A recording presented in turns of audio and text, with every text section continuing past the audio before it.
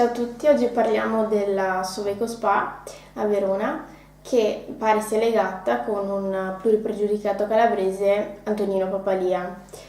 Tutto è cominciato con le dimissioni di Vito Giacchino, ex vice sindaco di Verona, il quale è stato indagato per corruzione assieme alla moglie. Loro però sembravano avere contatti con questa Soveco SpA. Infatti è proprio questa ditta che ha ristrutturato il loro lussuosissimo attico nel quartiere Scaligero di Borgo Trento. Però chi sta a capo di questa ditta? Parliamo di due azionisti, Urtoler e Sabina Culturato. Sabina è proprio l'ex moglie di questo mafioso pluripregiudicato Antonino Papalia, al quale sulla sua testa gravano numerosissime accuse e reati, evasione fiscale, associazione a delinquere. A quanto pare la polizia tributaria ha scoperto che dal 2011 lui non è solo un dipendente della Soveco, ma è un socio occulto della stessa. Lui aveva iniziato nel 2004 una lucrosa attività imprenditoriale in Romania, chiamata Soveco Romania, che aveva avuto poi contatti con la Soveco a Verona.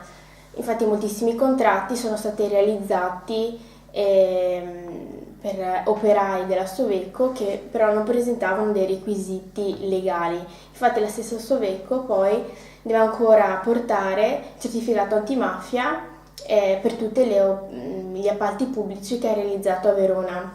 Ma cosa ne pensano le istituzioni, in particolare Legambiente? Lorenzo Albi, presidente di Legambiente Verona, afferma come sia l'amministrazione che delegando la decisione sulla pianificazione del territorio agli operatori economici perde la sua decisionalità, perché questi fanno i propri interessi e meno quelli sociali.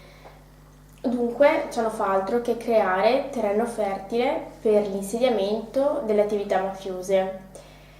Invece il coordinatore nazionale di Avviso Pubblico, Pierpaolo Romani, afferma come una parte dell'imprenditoria